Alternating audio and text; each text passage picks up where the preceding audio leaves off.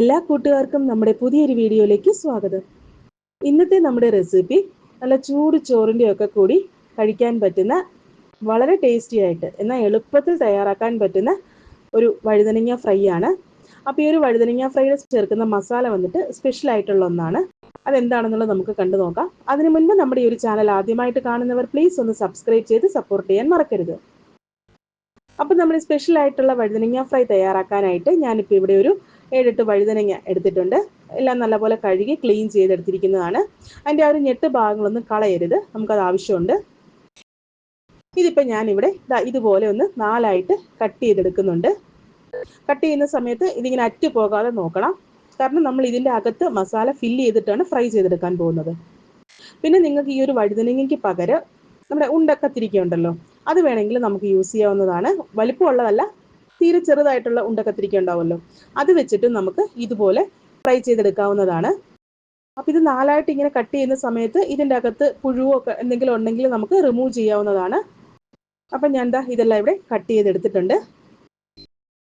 ഇനിയിപ്പോൾ നമുക്ക് ഇതിന് വേണ്ടിയിട്ടുള്ള മസാല തയ്യാറാക്കിയെടുക്കാം.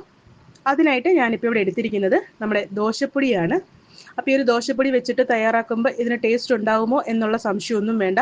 സൂപ്പർ ടേസ്റ്റാണ്. ഒരു തവണയെങ്കിലും ഇതുപോലെ ഒന്ന് ട്രൈ ചെയ്ത് നോക്കൂ, അത്ര ടേസ്റ്റിയാണ്.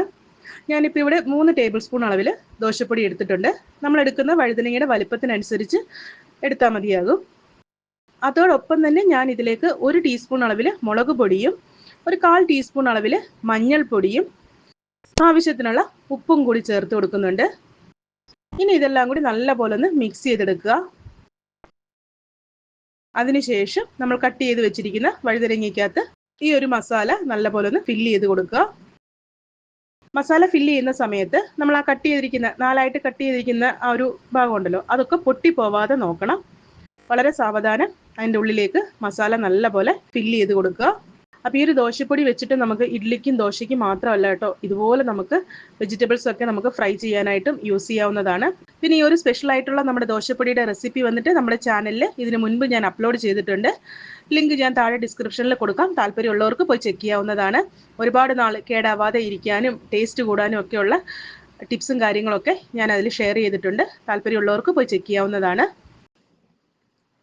അപ്പം ഞാൻ ഇവിടെ വഴുതനങ്ങയ്ക്കകത്ത് മസാലയെല്ലാം നല്ലപോലെ ഒന്ന് ഫില്ല് ചെയ്തെടുത്തിട്ടുണ്ട്. ബാക്കി വരുന്ന മസാല നമുക്ക് ആവശ്യമുണ്ട്, കളയണ്ട. ഇനിയിപ്പോൾ ഞാൻ ഇവിടെ ഒരു പാൻ അടുപ്പിൽ വെച്ചിട്ടുണ്ട്. പാൻ ചൂടായി വരുമ്പോഴത്തേക്കും നമുക്ക് ഇതിലേക്ക് കുറച്ചധികം എണ്ണ ഒഴിച്ചു കൊടുക്കാം. നിങ്ങൾക്ക് ഏത് എണ്ണ വേണമെങ്കിലും യൂസ് ചെയ്യാം, വെളിച്ചെണ്ണയോ സൺഫ്ലവർ ഓയിലോ ഏത് വേണമെങ്കിലും യൂസ് ചെയ്യാം. കുറച്ചധികം എണ്ണ നമുക്ക് ഇതിലേക്ക് വേണം. ഞാനിപ്പോൾ ഇതിലേക്ക് ഒരു 4-5 ടേബിൾ സ്പൂൺ എണ്ണ ഒഴിച്ചു കൊടുത്തിട്ടുണ്ട്. കാരണം നമ്മളിത് നല്ലപോലെ ഒന്ന് ഫ്രൈ ചെയ്താണ് എടുക്കുന്നത്. എണ്ണയെല്ലാം നല്ലപോലെ ചൂടായി വരുമ്പോഴത്തേക്കും നമുക്ക് തീ ലോ ഫ്ലെയിമിലേക്ക് മാറ്റണം. അതിനുശേഷം നമ്മൾ മസാല ഫില്ല് ചെയ്ത് വെച്ചിരിക്കുന്ന വഴുതനങ്ങ ഓരോന്നായിട്ട് അതിൻ്റെ അകത്തുള്ള മസാലയൊന്നും പുറത്തു പോകാത്ത വിധം എണ്ണയിലേക്ക് ഇട്ട് കൊടുക്കുക. വളരെ സാവധാനം ഇതുപോലെ ഓരോന്നായിട്ട് നിരത്തി കൊടുക്കണം. അപ്പോൾ ഈ ഒരു മസാല ഫ്രൈ വന്നിട്ട് ചോറിൻ്റെ ഒക്കെ കൂടി നമുക്ക് കഴിക്കാൻ സൂപ്പർ ടേസ്റ്റാണ്. പ്രത്യേകിച്ച് കറികളുടെ ഒന്നും ആവശ്യമില്ല, വളരെ ടേസ്റ്റി ആയിട്ടുള്ള ഒന്നാണിത്. അപ്പോൾ ഞാൻ വഴുതനങ്ങയെല്ലാം ഇവിടെ നിരത്തി കൊടുത്തിട്ടുണ്ട്. ഇതിൻ്റെ മുകളിലായിട്ട് ബാക്കി വന്നിരുന്ന ആ ഒരു മസാല ഉണ്ടല്ലോ, അത് നമുക്ക് ഇട്ട് കൊടുക്കാം. ഇനി ഇത് നമുക്ക് ഒരു 1-2 മിനിറ്റ് നല്ലപോലെ ഒന്ന് ഫ്രൈ ചെയ്തെടുക്കാം. ഒരു സൈഡ് നല്ലപോലെ ഒന്ന് ഫ്രൈ ആയതിനു ശേഷം ഇതുപോലെ ഒരു സ്പൂണും ഫോർക്കും ഉപയോഗിച്ച് നമ്മൾ ഇതിലേക്ക് ഫില്ല് ചെയ്തിരിക്കുന്ന മസാലയൊന്നും പുറത്ത് പോകാതെ കണ്ട് ആ ഒരു വഴുതനങ്ങ 4ആയിട്ട് നമ്മൾ കട്ട് ചെയ്തിട്ടില്ലേ, ആ ഒരു ഇതളുകളൊന്നും വിട്ടു പോകാതെ കണ്ട് ഇതുപോലെ സാവധാനം ഒന്ന് തിരിച്ചു മറിച്ച് ഇട്ട് കൊടുത്ത് ഒന്ന് ഫ്രൈ ചെയ്തെടുക്കണം. ഒരു 2-3 മിനിറ്റ് 3-4 തവണ ഇതുപോലെ തിരിച്ചു മറിച്ച് ഇട്ട് കൊടുത്ത് നല്ലപോലെ ഒന്ന് ഫ്രൈ ചെയ്തെടുക്കുക. ഇത് വന്നിട്ട് നമുക്ക് സ്കൂളിലും ഓഫീസിലും ഒക്കെ പോകുന്നവർക്ക് ലഞ്ച് ബോക്സിലേക്ക് പാക്ക് ചെയ്യാനായിട്ട് പറ്റുന്ന വളരെ സിമ്പിൾ ആയിട്ടുള്ള ഒരു റെസിപ്പിയാണ്. ഒരു തവണ ട്രൈ ചെയ്ത് നോക്കൂ. ദോശപ്പൊടിയാണെന്ന് വെച്ചിട്ട് ടേസ്റ്റ് ഉണ്ടാവില്ല എന്നൊന്നും വിചാരിക്കേണ്ട, സൂപ്പർ ടേസ്റ്റാണ്. അപ്പോൾ നമ്മുടെ വഴുതനങ്ങയുടെ പുറം ഭാഗം എല്ലാം ഒന്ന് ഫ്രൈ ആയി വന്നിട്ടുണ്ട്. ഇനിയിപ്പോൾ ഞാനിവിടെ പാത്രം അടച്ചു വെച്ച് നമ്മുടെ വഴുതനങ്ങയുടെ ഉൾഭാഗം എല്ലാം ഒന്ന് കുക്കാവണമല്ലോ, അതിന് വേണ്ടിയിട്ട് പാത്രം അടച്ചു വെച്ച് ഒരു 2 മിനിറ്റ് ആവിയിൽ ഒന്ന് കുക്ക് ചെയ്തെടുക്കാം. ഈ സമയത്തൊക്കെ തീയെ ലോ ഫ്ലെയിമിൽ തന്നെ ഇട്ടാൽ മതി, ഹൈ ഫ്ലെയിമിലേക്ക് മാറ്റണ്ട.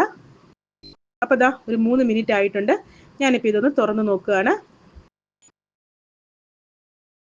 നമ്മുടെ വഴുതനങ്ങയെല്ലാം ഇവിടെ ആവശ്യത്തിന് കുക്കായി വന്നിട്ടുണ്ട്. അതിൻ്റെ പുറം ഭാഗവും അത്യാവശ്യം നല്ലപോലെ ഫ്രൈ ആയി വന്നിട്ടുണ്ട്. ഇതിലേക്ക് ഞാനിപ്പോൾ ഇവിടെ കുറച്ച് കറിവേപ്പില വെച്ച് കൊടുക്കുന്നുണ്ട്. ഇനി ഇതൊരു 2-3 മിനിറ്റ് ഒന്നും കൂടി അതിൻ്റെ ഒരു പുറം ഭാഗമല്ല ഒന്നും കൂടി ഒന്ന് ഫ്രൈ ചെയ്തെടുക്കുക. അപ്പോൾ നല്ല ക്രിസ്പി ആയിട്ടിരിക്കും. അതിൻ്റെ ഒരു പുറം ഭാഗമല്ല നല്ല ക്രിസ്പി ആയിട്ടിരിക്കും, അകത്ത് നല്ല സോഫ്റ്റ് ആയിട്ടും ഇരിക്കും. അപ്പോൾ ഇതാ ഇത്രയേ ഉള്ളൂ, നമ്മുടെ സിമ്പിളായിട്ടുള്ള വഴുതനങ്ങ ഫ്രൈ ഇവിടെ റെഡി ആയിട്ടുണ്ട്. ഞാനിപ്പോൾ ഇവിടെ സ്റ്റവ് ഓഫ് ആക്കുകയാണ്. അപ്പോൾ എല്ലാവരും ഇതൊന്ന് ട്രൈ ചെയ്ത് നോക്കുക. ദോശപ്പൊടിയാണെന്ന് വെച്ചിട്ട് ട്രൈ ചെയ്യാതിരിക്കരുത്, സൂപ്പർ ടേസ്റ്റാണ്. അപ്പോൾ എല്ലാവർക്കും എൻ്റെ ഈ ഒരു റെസിപ്പിയൊക്കെ ഇഷ്ടമായിട്ടുണ്ടെന്ന് കരുതുന്നു. ഇഷ്ടമാവുകയാണെങ്കിൽ ലൈക്ക് ചെയ്യാനും ഷെയർ ചെയ്യാനും അതുപോലെ തന്നെ നമ്മുടെ ഈ ഒരു ചാനൽ ആദ്യമായിട്ട് കാണുന്നവർ പ്ലീസ് ഒന്ന് സബ്സ്ക്രൈബ് ചെയ്ത് സപ്പോർട്ട് ചെയ്യാനും മറക്കരുത്. കൂടാതെ നിങ്ങളുടെ അഭിപ്രായങ്ങളും നിർദ്ദേശങ്ങളൊക്കെ കമൻറ്റ് ബോക്സിലൂടെ എന്നെ അറിയിക്കാവുന്നതാണ്. അടുത്ത നല്ലൊരു റെസിപ്പിയായിട്ട് കാണുന്നത് വരേക്കും ടേക്ക് കെയർ, ബൈ.